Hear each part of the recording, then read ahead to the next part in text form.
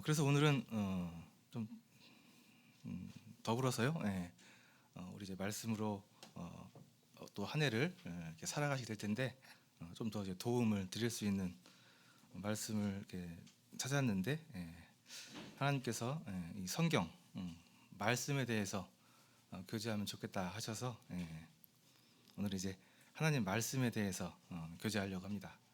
너무나 뭐 잘 알고 있고 또 자주 듣고 있고 또 중요하게 알고 있는 이 성경 하나님의 말씀에 대해서 오늘 이 시간에 여러 성경에 나와 있는 좀 구절들 또 이런 단어들 의미들을 좀 생각해 보면서 얼마나 말씀이 중요하고 또 어떻게 말씀으로 살아가야 될 것인지 교훈받는 시간이 되도록 하겠습니다. 그리스도인 삶의 기본 두 가지를 얘기한다고 하면 이 두 가지입니다. 하나는 말씀이고 하나는 기도가 되겠습니다. 우리가 너무나 잘 알고 있지만 또 너무나 중요하고 또 우리 삶의 아주 기본이 되는 또 그러면서도 아주 중요한 하나는 말씀, 하나는 기도. 그래서 말씀과 기도로 살아가는 것이 그리스도인 삶이고 모든 이 그리스도의 삶의 모든 것이라고 얘기할 수 있겠습니다. 그래서 제가 이제 또 이렇게 가르치는 입장에 있다 보니까 맨날 하는 얘기가 이렇게 말씀을 봐야 된다, 성경을 공부해야 된다 하는 얘기를 너무 많이 하다 보니까 너무 잔소리를 많이 하는 것처럼 이렇게 느껴질 때도 있는데 그럼에도 불구하고 어쩔 수 없습니다. 너무나 중요하고 또 우리가 꼭 말씀을 많이 봐야 하기 때문에 근데 사실 또 실상을 놓고 보면 그렇게 또 말씀을 많이 보시는 것 같지는 않아서 할 필요가 있는 것 같습니다. 그래서 오늘은 이 기도와 말씀 중에 말씀에 대해서 좀 나누도록 하겠습니다. 자, 어쨌든 한번 짚고 넘어가야죠.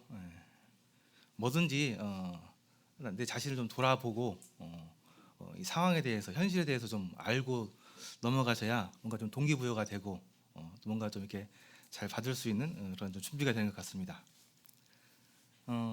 옛날에는 TV였죠. 옛날에는 TV 드라마 그래서 드라마나 뉴스 영화 그런 거였을 거예요. 요즘은 시대가 바뀌었습니다. 이제 OTT라고 해가지고요. 많이 들어보셨죠? 이제 요즘은 이제 뭐 인터넷에서 유튜브 아마 유튜브가 지금 제일 많이 보시는 것 같아요. 유튜브. 그다음에 이제 젊은 사람들은 이제 넷플릭스, 뭐 디즈니, 뭐 애플 TV, 쿠팡 TV, 왓챠. 아유 너무 많아요. 계속 생기고 있습니다.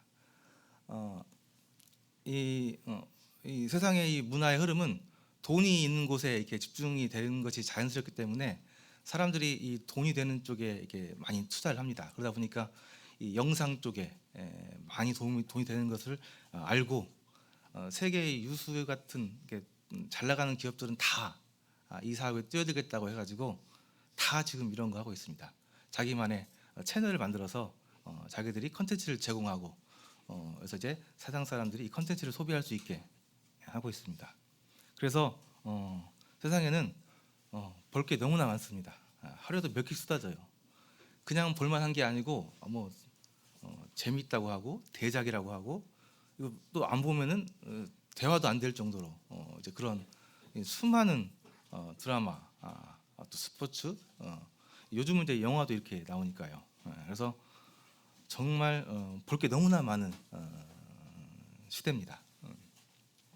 그래서 그래도 이 유명한 것, 이 많은 사람들이 보는 것, 이건 좀 같이 보고 살면서 문화생활 해야지 하는 이런 마음으로 산다고 한다면은 성경 볼 시간 없을 거예요.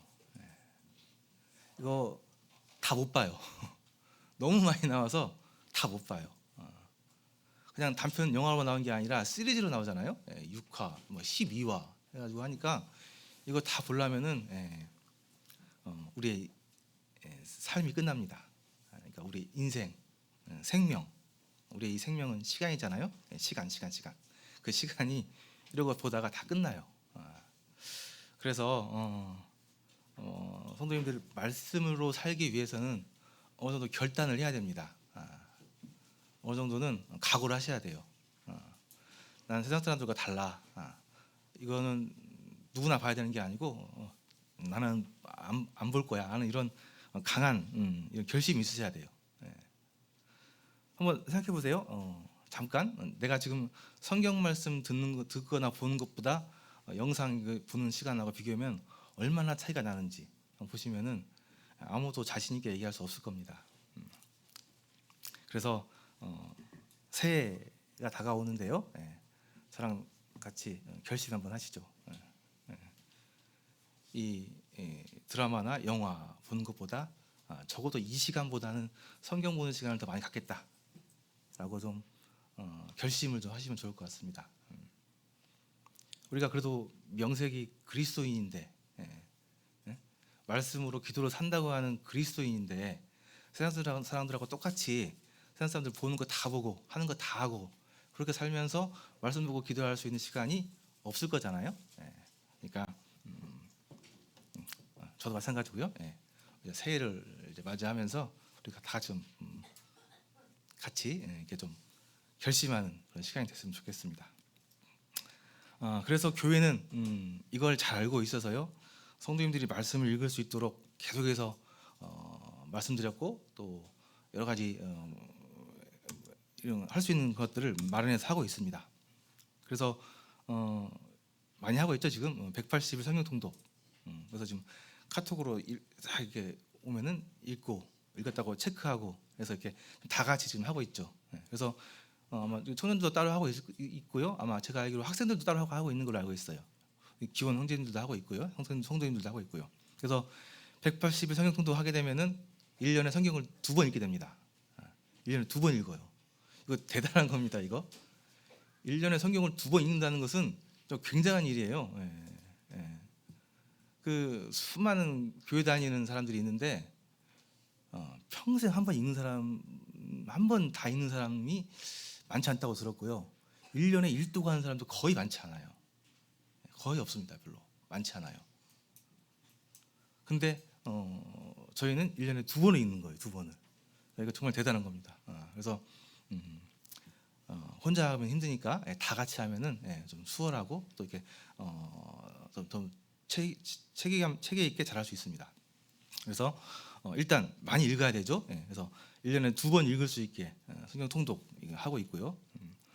성경을 읽는 방법이 여러 가지가 있는데요. 많이 읽는 방법이 있고 정독으로 읽는 방법이 있습니다. 이제 많이 읽는 것은 성경 전체적인 흐름을 알기 위해서 읽는 거예요. 그래서 많이 읽어보면은 읽다 보면 어느 순간 성경의 전체적인 그 그림들이 좀 보이기 시작합니다. 그리고요, 그렇게 되면 이제 많이 읽으면서 또 동시에 정독을 해야 돼요. 자세히 좀 읽으셔야 됩니다. 보통 이제 자세히 읽는 것은 따로 큐티 시간을 내셔가지고 자세히 읽고 있을 것 같긴 하는데요. 그렇게 하시면 좋습니다. 그래서 성경을 자세히 읽는 시간도 필요하기 때문에 교회에서는 성경을 읽는 걸 도와드리기 위해서 성경 개관이라는 것을 성경 개관에 대해서 강의를 해줍니다. 그래서 이것은 매주 금요일 날 성경 탐사 시간에 하고 있죠. 그래서 우리가 있는 이 성경책에 말씀이 있는데 이 말씀이 어떤 내용이 있는지 예를 들면 에베소서 우리 했으니까요. 에베소서 보면 누가 누구에게 언제 어디서 왜 어떻게 썼느냐에 대해서 이 성경책 에베소라는 책에 대해서 개관을 알려주는 거예요. 에베소서 책이잖아요. 에베소 우리가 알고 있는 것처럼 편지입니다. 편지. 사도 바울이 에베소 교회, 정확히는 에베소 지역에 있는 교회들에게 보낸 편지예요. 그리고 그것을 언제 어디서 왜 썼는지 이걸 알고 에베소서를 읽는 거랑 그거 모르고 에베소서 읽는 거랑 좀 달라요. 다릅니다.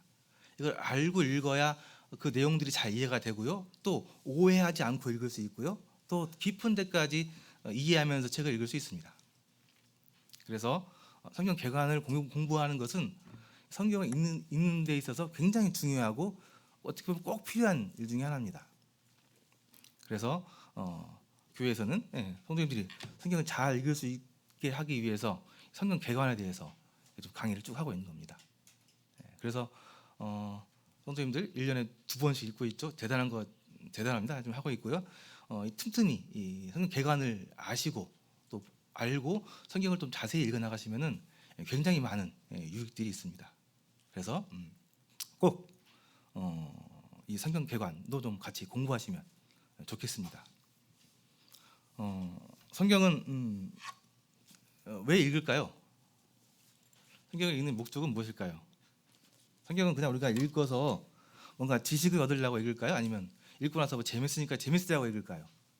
아니면 이 성경책을 읽고 마음에 막 감동을 받기 위해서 읽을까요? 성경에 있는 목적은 뭘까요? 성경에 있는 읽은 목적은 변화입니다. 변화. 성경을 읽는 사람들이 변화하게 하기 위해서 읽는 거예요. 성경의 목적은 변화예요. 변화. 좀 더 구체적으로 얘기하면 삶의 변화.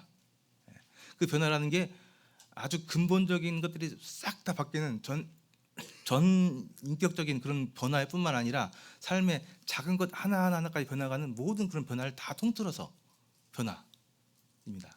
그래서 우리가 성경을 통해서 만약에 구원받게 되게 되면 아주 그냥 정말 전 인격적인 변화가 생기는 거죠. 구원받으면 사람이 완전 바뀌는 거잖아요. 그죠? 그럼 큰 변화가 일어나고요. 그 이후에도 성경 계속 읽어나가면서 우리 삶 가운데 여러 가지 부분에서 여러 부분이 조금씩 변화시켜 나가죠. 그게 이제 변화. 그래서 성경은 변하기 위해서 읽는 겁니다. 재밌으라고 감동받으라고 읽는 거 아니에요.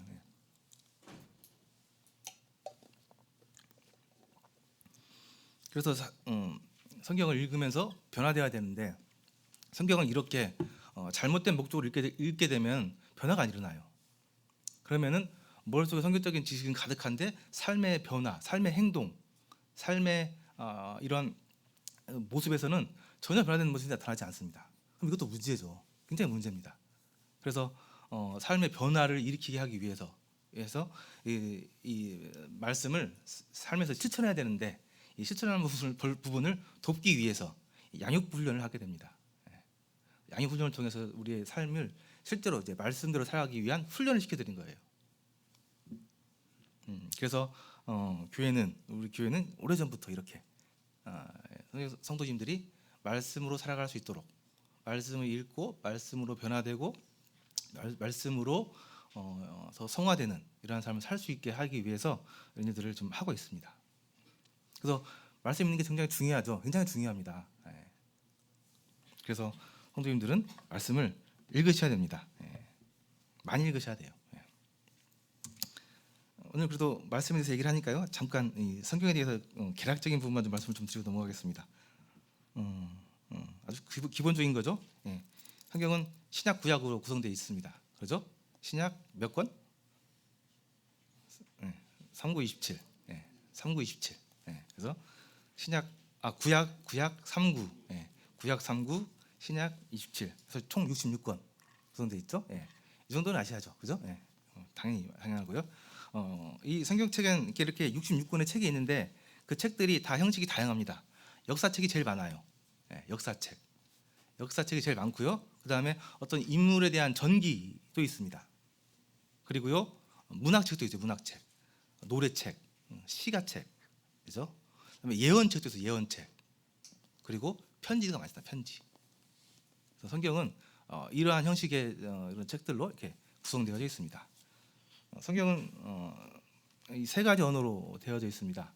히브리어가 기본으로 되어 있고요. 그다음에 헬라어, 그 당시 이제 그 그리스 지역 있었던 헬라, 그다음에 아랍 사람들이 있었기 때문에 아람어까지 해서 총 세 가지 언어로 구성이 되어 있고요. 성경책의 주제는 예수 그리스도입니다. 예수 그리스도. 이 성경책의 주제가 예수 그리스도라는 게 이해가 되세요? 이해가 되시는 분들은 마음속에서 이게 이해가 되시는 분들은 성경을 많이 읽으신 분들이에요. 성경을 조금 읽으신 분들은 왜 이 성경책의 주제가 예수 그리스도지? 좀 이해가 안 되실 수 있어요. 그래서 많이 읽게 되시면은 이 성경책의 주제가 뭐냐 물으면 자신 있게 예수 그리스도라고 얘기할 수 있습니다. 조금 힌트를 드릴까요? 예수님께서 오시겠다고 약속했었죠. 그게 구약입니다. 그 예수님께서 오시겠다는 약속이 구약 시대 쭉 흘러오면서 신약이 시작되면서 그 예언이 성취됐어요. 예수님께서 오셨잖아요. 그다음에 그 예수님께서 다시 이제 올라가시고 다시 오시겠다고 하면서 새로운 약속을 주셨어요. 그게 신약이에요. 그죠? 그래서 지금은 두 번째 새로운 약속을 믿고 예수님을 기다리고 있는 시대입니다. 그래서 성경은 쭉 모아져서 예수 그리스도로 모아지고 예수 그리스도가 쭉 퍼져서 전 세계로 퍼져나가는 그런 구조예요. 그래서 성경을 많이 읽으시면 성경의 주제는 예수 그리스도가 됩니다. 아까 말씀드린 것처럼 성경의 이 목적, 성경을 읽는 목적은 삶의 변화입니다. 삶의 변화해야 돼요. 변하기 위해서 읽는 거예요. 자, 그렇고요. 자, 한번 보시겠습니다. 자, 오늘 이제 이 부분도 좀 보려고 합니다. 단어들이 좀 보이시죠? 진리, 말씀, 뜻, 생명, 예수님, 길, 떡, 빛. 제가 몇 가지만 좀 적어봤는데요. 이 단어들의 관계가 좀 보이세요?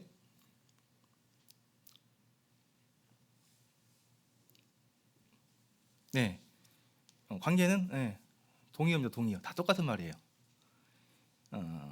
말씀이 진리고, 말씀이 생명이고, 말씀이 예수님입니다.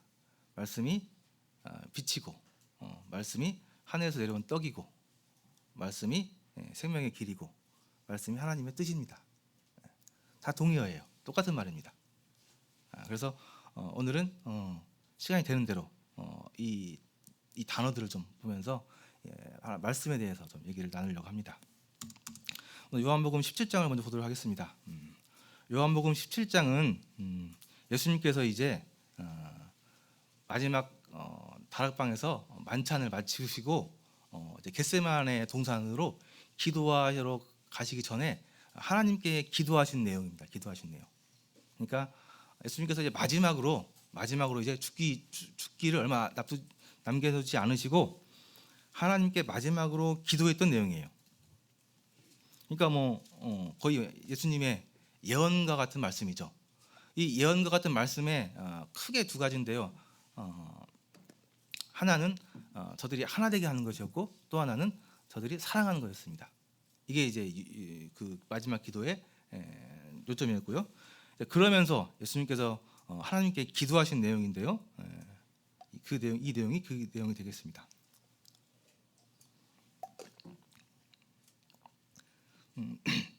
제가 좀 읽겠습니다. 지금 내가 아버지께로 가오니 내가 세상에서 이 말을 하옵는 것은 그들로 내 기쁨을 그들 안에 충만히 가지게 하려 함이니이다.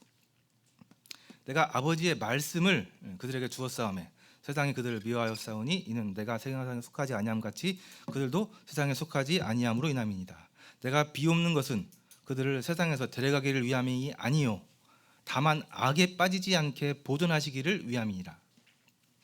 내가 세상에 속하지 아니함 같이 그들도 세상에 속하지 아니하였사옵나이다. 그들을 진리로 거룩하게 하옵소서.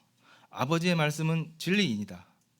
아버지께서 나를 세상에 보내신 것 같이 나도 그들 세상에 보내었고 또 그들을 위하여 내가 나를 거룩하게 하오니 이는 그들도 진리로 거룩함을 얻게 하려 함이니이다.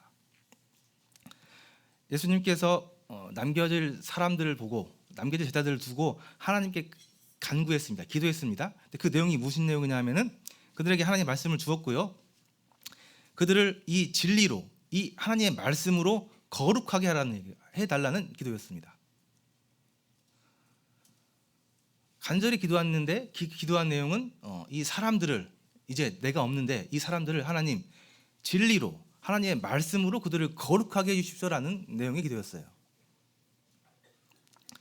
15절에 보면 내가 비옵는 것은 그들을 세상에서 데려가기 위함이 아니요. 제가 기도하는 것은 그들을 그냥 세상에서 데려가 보려고 하는 게 아닙니다. 아니에요. 데려가려고 하는 게 아니고 악에 빠지지 않게 보존하기 위해서. 이게 뭐예요? 거룩이잖아요. 거룩하게 하기 위해서 기도하는 겁니다. 얘기하는 거예요.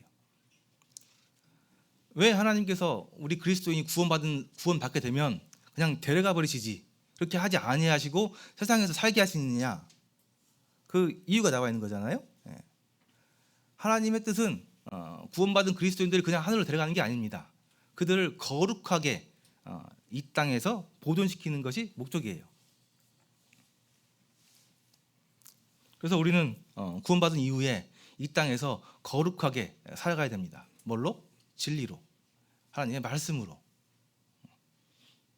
그래서 여러분들이 이 땅을 거룩하게 살아가기 위해서는, 우리가 이 땅을 거룩하게 살아가기 위해서는 말씀이 필요한 거예요. 말씀이. 내가 착하게, 내가 열심히 노력해서, 내가 뭐 내 뛰어난 인성으로 거룩하게 착하게, 그게 아니죠. 그게 아닌 거예요. 말씀해 보니까 진리로, 하나님의 말씀으로, 하나님께서 우리를 이 땅에서 거룩하게 하신다는 내용입니다. 거룩하게 하신다는 말씀입니다. 거룩이 무슨 뜻이죠? 거룩은 우리가 알고 있는 것처럼 뭐 착하게, 선하게, 도덕적으로 사는 그게 거룩한 거 아니잖아요. 성경에서 말하고 있는 거룩은 분리예요. 분리. 하나님과 반대되는 것들과의 분리. 아까 얘기한 것처럼 세상에서 자기 힘으로 착하게, 거룩하게 잘 살아보려고 하는 그런 생각 말고 하나님의 말씀으로, 진리로 거룩하게 하려고 하는, 거룩하게 살려고 하는. 그래서 거룩은 분리입니다. 분리. 근데 이 분리를, 이 거룩을 말씀으로, 진리로 일으킨다는 내용이에요. 그래서 우리가 많이 알고 있는 것처럼 이 하나님의 말씀은, 성경책은 진리입니다. 진리.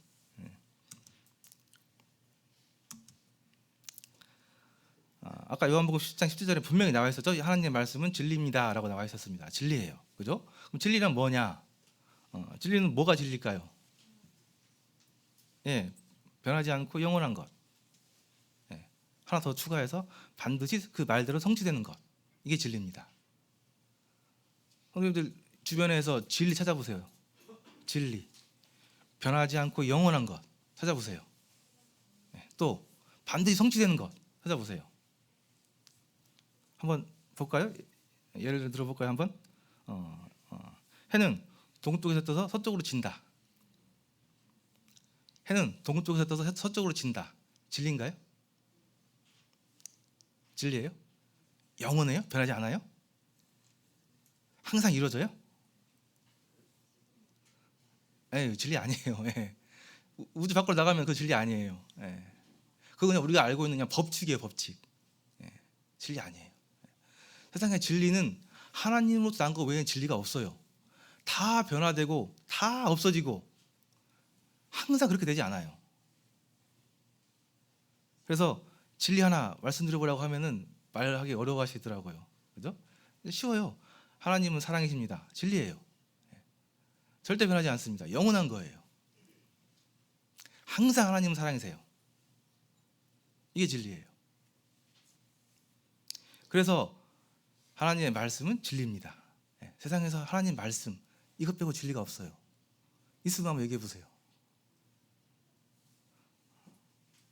우리가 뭐 알고 있는 만유 인력의 법칙, 뭐 중력의 법칙 그런 것도 있잖아요. 그건 그냥 법칙이에요. 법칙. 이 세상의 그냥 법칙이에요. 그래서 하나님의 말씀은 꼭 성취가 돼요.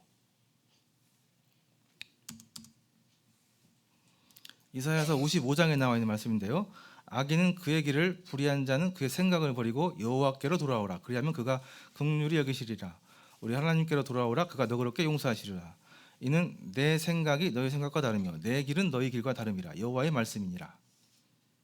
이는 하늘이 땅보다 높음 같이 내 길은 너희의 길보다 높으며 내 생각은 너희 생각보다 높으니라.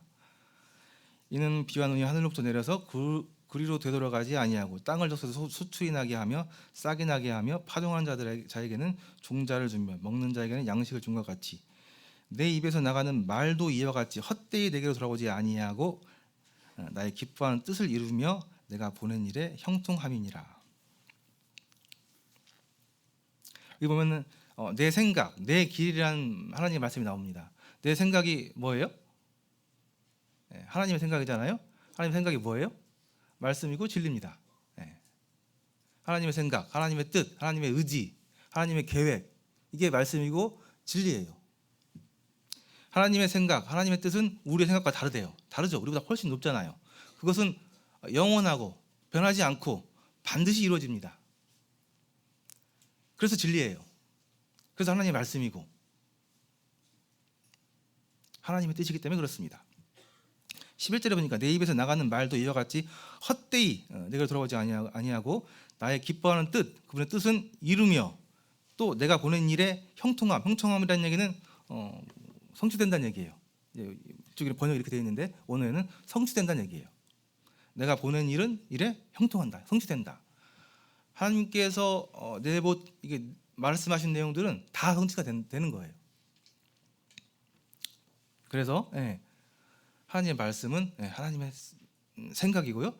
또 하나님의 말씀은 그분의 뜻이고 또 그분의 계획이고 그게 진리고 그게 영원하고 변하지 않고 온전히 말씀대로 행해지는 진리입니다. 그래서 성경은 하나님의 말씀입니다. 그래서 말씀은 진리고요. 말하는 사람의 의지를 나타내며 때로는 화자 자신을 대변하기도 한다.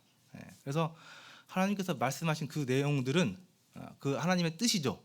그분의 의지예요. 그죠? 아까 말씀드린 것처럼 또 그분의 계획이고. 때로는 그래서 하나님의 말씀이 그분을 대체하기도 해요. 옛날에 보면 그 왕들도 그 얘기하죠. 어명이다 하면서 딱 말하잖아요. 그거는 그 어명 자체가 그냥 그 왕인 거예요. 그래서 어명은 받아서 그대로 해야 되잖아요. 그죠? 그래서 어떤 사람은 내가 곧 법이다. 내 말이 법이다는 얘기잖아요. 그죠? 그런 사람도 있었고요. 그래서 이제 이 말하는 사람의 능력이나 그 지위에 따라서 그 힘이 달라지긴 하죠. 영향력도 달라지고. 그런 면에서 봤을 때 이 하나님의 말은 어마어마한 그냥 진리죠. 모든 것이 이루어지는. 그래서 성경은 하나님 진리이면서 또한 하나님의 말씀입니다.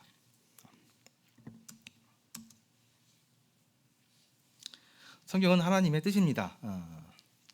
성경에는 하나님의 뜻이 나타나 있어요. 우리가 하나님의 뜻에 대해서 얼마나 자세히 알고 있을까요? 하나님께서 성경을 통해서 우리에게 말씀하신 하나님의 뜻은 무엇일까요?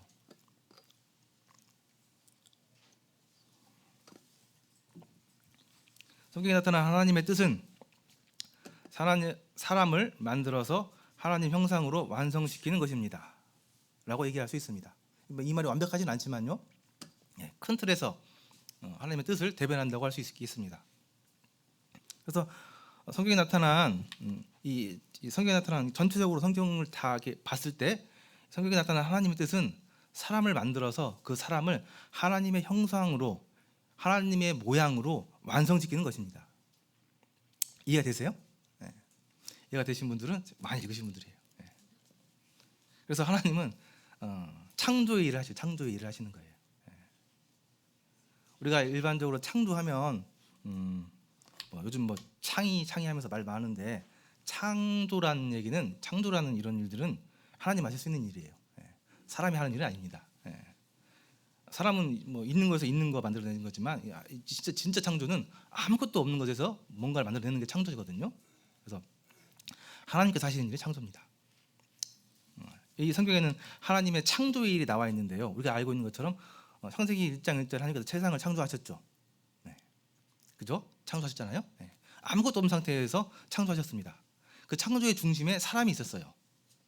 그렇죠? 근데 그 창조물이 타락해버려서 실패했을까요? 성경에 나타난 하나님의 뜻을 정확하게 알고 있다고 한다면 이걸 실패라고 얘기할 수 없습니다.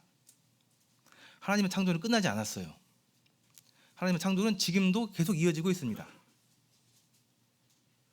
하나님의 창조의 과정이에요. 지금 창세기부터 시작된 그 시간이죠. 그 시간부터 쭉 우리 마지막 인간이 예수님께서 오셔가지고 이 세상이 끝나는 그 시간까지 창조의 과정입니다. 전체적인 창조의 과정. 하나님께서 이 땅에 오셔서 이 세상을 끝내야 창조가 끝나는 거예요. 그때서야 완벽한 사람들, 흙으로 만들어졌지만 거의 신과 같은 존재로 만들어지는 사람들, 그게 창조의 마침입니다. 우리는 그 창조의 지금 과정을 살아가고 있는 거고요. 그래서 성경에 나타나 있는 하나님의 바른 뜻은 우리를 착하게, 우리를 위대하게, 우리를 이 땅에서 이렇게 잘 살게, 착하게 살게 하는 그런 목적이 아니에요. 그런 뜻하고 전혀 관계가 없습니다. 하나님께서는 우리를 당신과 같은 존재로 하나님의 형상으로 만드시는 게 그분의 뜻이에요. 그 과정을, 그 일을 지금까지 꾸준히 계속 쉬지 않고 하고 계시는 중이에요. 그래서 이런 성경에 나타나 있는 전체적인 하나님의 뜻을 아셔야지 우리가 왜 이 땅을 이렇게 살아가고 있는지, 어떻게 살아가야 되는지, 앞으로 어떻게 살아가야 될 것인지 그것들을 이해하고 따라갈 수 있습니다. 이걸 모르면은, 이걸 알지 못하면은 왜 하나님께서는 천지창조하시면서 선악과를 만들어 가지고 인간이 죄를 짓게 하고 뭐 그런 쓸데없는 일을 하게 하셨다고 그런 소리 하는 거잖아요. 이 성경에 나타나 있는 하나님의 전체적인 하나님의 뜻을 모르기 때문에 이렇게 얘기하는 거예요. 그래서 성경에 나타나 있는 하나님의 뜻은 우리 사람들을 하나님이 정하신 이 시간 속에서 완전한 창조물로 완성해 나가는 과정. 그래서 흙으로 만든 사람을 하나님과 같은 신적인 존재로 완성시키는 것, 만드시는 것. 그것이 성경에 나타나 있는 전체적인 하나님의 뜻입니다. 그 일을 하기 위해서 죄도 필요했고요. 또 죄를 해결하기 위해서 예수님께서 이 땅에 오셨고, 예수님께서 죽으셔야 했고, 또 부활하셔야 됐고, 교회도 필요했고요. 또 교회가 이 땅을 고난 가운데 살아가야 됐고, 이것이 성경의 큰 흐름입니다. 그래서 성경은 그 뜻을 자세히 얘기해주고 있는 거예요. 한번 좀 증명해 볼까요? 창세기에서 하나님께서 성경을 만드셨고요, 사람을 만드셨고요. 그 사람이 노아 홍수 전까지 쫙 번창하면서 수많은 죄를 지었습니다. 그죠? 죄를 지어서 하나님께서 그걸 심판해서 싹 쓸어버렸어요. 하나님께서 보여주신 겁니다. 인간들, 너희들 살아봤지? 니네 살아봤지? 니네 살면서 잘 살 수 있었어? 전체적으로 얘기해 준 거예요. 잘 살 수 있었습니까? 못 살았어요. 아주 엉망이 돼버렸어요. 하나님 없이 살아가면서. 그래서 싹 쓸어버렸죠. 쓸어버리고 새로 시작했습니다.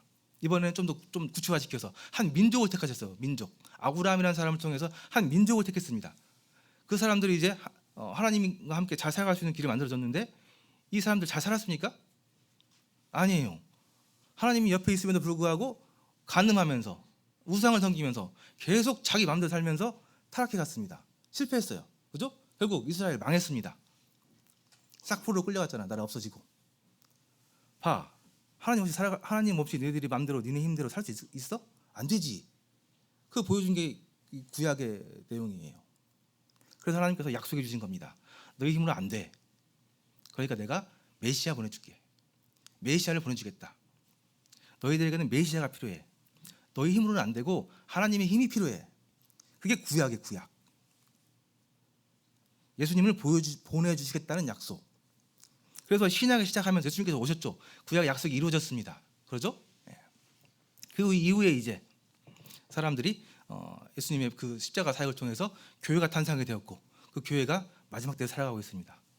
그러면 마지막 때에 살아간 우리 교회는 이 마지막 때에 살아간 이 시간 속에서 뭘 훈련하는, 뭘 배우는 거예요?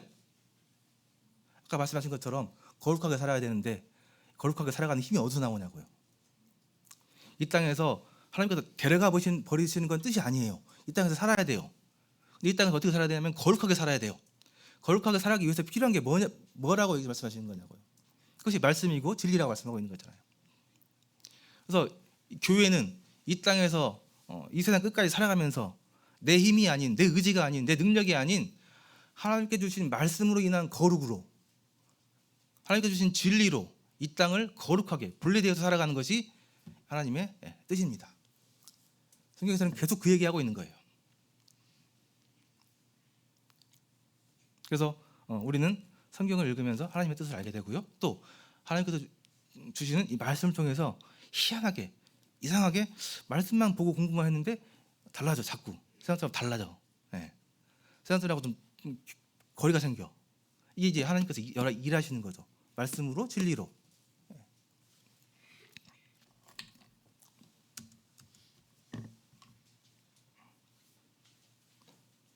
네. 신명기 8장에 보면은 떡에 대한 말씀이 나오는데요. 내 하나님 여호와께서 이 40년 동안에 내게 광야길을 걷게 하신 것을 기억하라. 광야 얘기 나와요. 그 이스라엘 백성들이 출애굽해서 40년 동안 광야를 이렇게 거쳐간 얘기죠. 이는 기억하라. 그 광야를 기억하라 하시면서 이는 너를 낮추시며 너를 시험하사 내 마음이 어떠한지 그 명령을 지키지 않는지 알게 하려 하심이라. 아까 말씀드렸죠. 구약은 실패했습니다. 다 실패했어요. 하나님 없이 너희들이 살 수 있는지 못 사는지 한번 봐봐라. 사실은 그냥 뭐 그 사실을 증명해 준 거죠.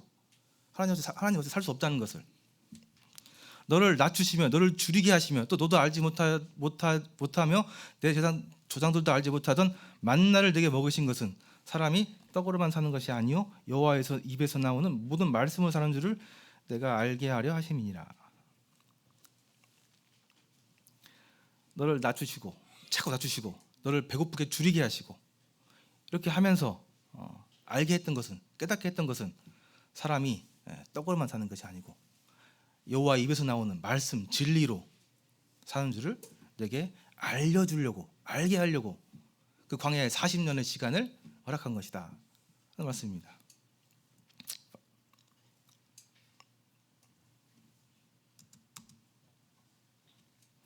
요셉의 이야기인데요. 시편 105편에 나와 있는 그가 또 그 땅에 기근이 들게 하사 그들이 의지하고 있는 양식을 다 끊으셨도다. 그가 한 사람을 앞서 보내셨음이며 요셉이 종으로 팔렸도다. 그는 그의 발은 차고를 차고 그의 몸은 쇠사슬에 매었으니 곧 여호와의 말씀이 응할 때까지라. 그의 말씀이 그를 단련하였도다. 요셉에 대한 이야기인데요. 요셉은 구약의 예수 그리스도의 모형이라고 많이 얘기되는 분입니다. 아들로 태어났지만 어쨌든 이제 모함에 의해서 종으로 팔려가는 신세가 되었고요. 그래서 고난이었지만 결국 그 요셉은 하나님의 뜻 안에서 하나님의 말씀이 응할 때, 하나님의 말씀이 이루어질 때 그 가족들을 살리는 역할을 하게 되는 거잖아요. 그 기근에서 예수님하고 좀 비슷한 면이 있죠. 여기서 얘기하고 있는 것은 그 말씀이 그 요셉을 단련했다는 겁니다. 종으로 팔려가서 그 보디발의 집에서 하인으로 일하고 또 감옥에 갇혀서 고생하고 이러한 것들이 그를 단련하였다는 말입니다. 언제까지요? 여호와의 말씀이 응할 때까지, 때가 될 때까지. 그래서 때가 되어서 그는 그 단련된 그는 이제 총리가 되어서 자기 가족들을 살리는 역할 하나님의 뜻 안에서 그 일을 하게 됐다는 말씀이죠.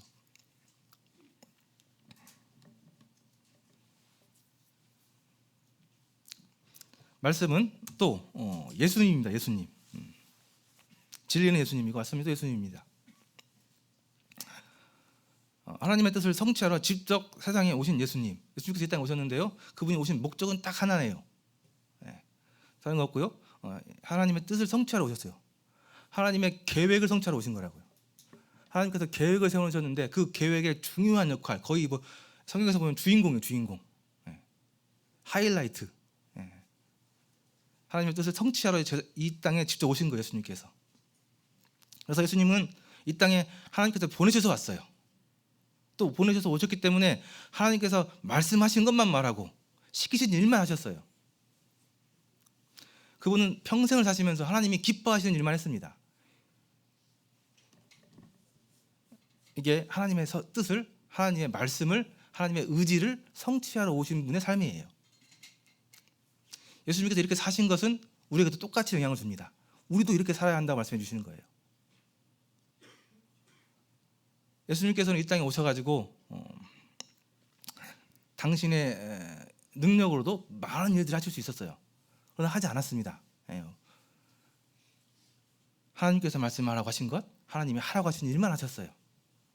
어떻게 보면 참 바보 같지만 이게 진리의 삶이에요. 말씀을 성취하는 삶이고 말씀으로 살아가는 삶이에요. 이것이 하나님께서 참으로 기뻐하시는 일입니다.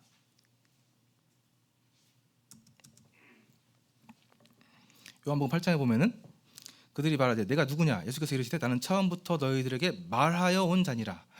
내가 너희에게 대하여 말하고 판단할 것이 많으나 나를 보내신 이가 참되시며 내가 그에게 들은 그것을 세상에 말하노라 하시되.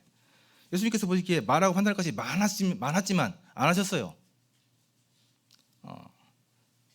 자신의 얘기는 안 하셨습니다. 그들은 아버지를 가리켜 말씀하신 줄을 깨닫지 못하였더라. 이 예수께서 이르시되 너희가 인자를 둔 후에 내가 그인 줄을 알고 또 내가 스스로 아무것도 하지 아니하고 오직 아버지께서 가르치신 대로 이런 것을 말하는 줄도 알리라. 예수님께서 스스로 아무것도 하지 않았어요. 오직 아버지께서 가르치신 대로, 하나님께서 가르쳐 주신 대로 했습니다. 나를 보내신 이가 나와 함께 하시도다. 나는 항상 그가 기뻐하시는 일을 행함으로 나를 혼자 두지 아니하였느니라. 이 말씀을 하신 많은 사람이 믿었더라. 그러므로 예수께서 자기를 믿는 유대인들에게 이르시되 너희가 내 말에 거함으로 참으로 내 제자가 되고 내 말에 거함으로 참 내 제자가 되고 진리를 알지니. 내 말에 거하게 되면 진리를 알게 되는 거예요. 진리를 알게 되는데 진리가 너희를 자유롭게 한다. 우리가 때로 나를 버리고 내 생각을 버리고 내 의지를 버리고 하나님의 의지, 하나님의 뜻으로만 살다 보니까 나한테 자유가 있긴 있는 거야? 나한테 도대체 무슨 자유가 있는 거야? 생각할 수 있는데 나한테 있는 그 자유는 이 땅에서 죄 짓는 자유예요. 잘못된 길을 가는 자유라고요. 그래서 그 자유는 필요가 없는 자유예요. 그건 내려놓으셔야 돼요. 하나님 말씀대로 살아가는 것, 하나님의 뜻을 행하는 것, 말씀을 실천하는 것, 그것이 생명으로 가는, 진리로 가는 진짜 자유예요. 그래서 구원받은 그리스도인들이 처음에 이 말씀으로 살아가는 것이 너무 힘듭니다. 내 뜻대로 되는 게 하나도 없어. 힘들죠. 불평불만이 생겨요.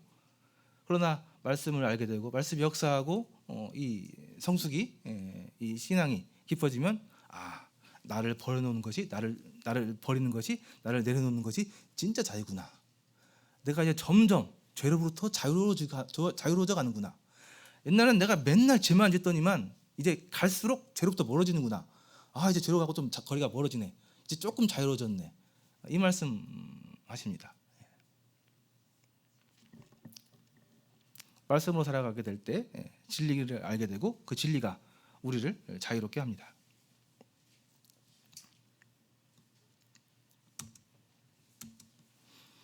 말씀을 또 빛이라고 얘기하죠.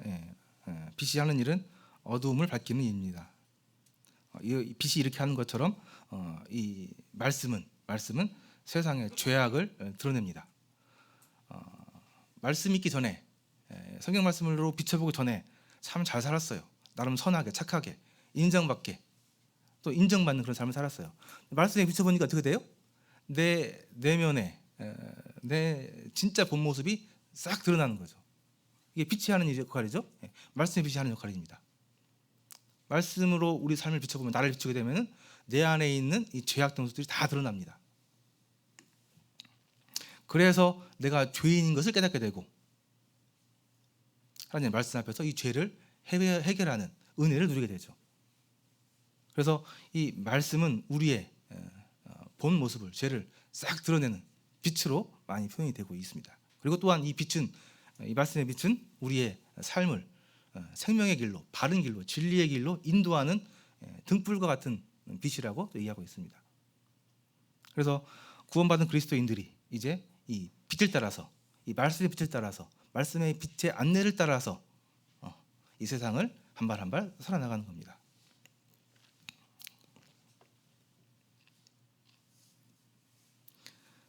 요한복음 1장 4절에 보니까 그 안에 생명이 있었으니 이 생명은 사람들의 빛이라. 요한복음 1장에 보면은 창세기 1장과 똑같은 말씀들이 나오잖아요. 그거 보면 이제 빛이 나오는데,